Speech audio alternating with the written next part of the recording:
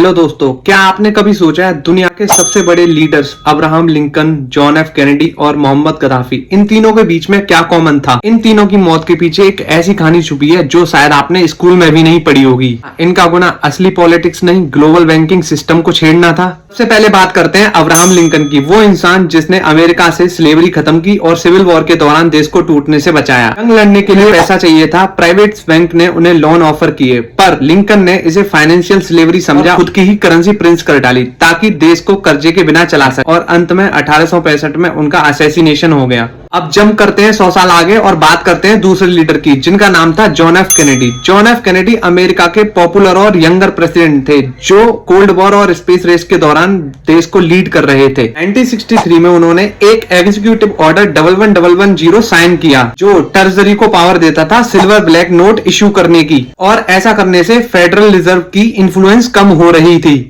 Order 111110 के कुछ महीनों बाद ही उनकी दराज में गोली मार करके हत्या कर दी गई। क्या उनका मनी सिस्टम को छेड़ना ही उनकी सबसे बड़ी गलती थी? अब बात करते हैं दोस्तों तीसरे लीडर की, जिनका नाम था मोअम्मर गद्दाफी, जिन्हें लोग अफ्रीकन डिक्टेटर के नाम से भी जानते थे। गद्दाफी ने लिबिया में 40 साल राज किया।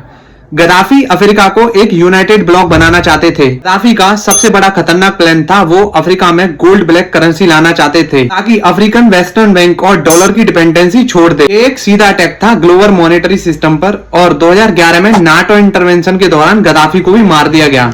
तो क्या ये एक सिर्फ मामूली बात है? देखिए, इसका कोई रिटन प्रूफ तो नहीं मिलता, लेकिन एक पैटर्न साफ साफ दिखता है। जब कोई लीडर बैंकिंग सिस्टम और डॉलर की पावर को चैलेंज करता है तो उसके साथ अंजाम बुरा होता है, चाहे वो लीडर अब्राहम लिंकन हो, JFK हो या गद्दाफी। इन तीनों का असली गुना पॉलिटिक्स नहीं बल्कि द मनी गेम के नियम बदलना था।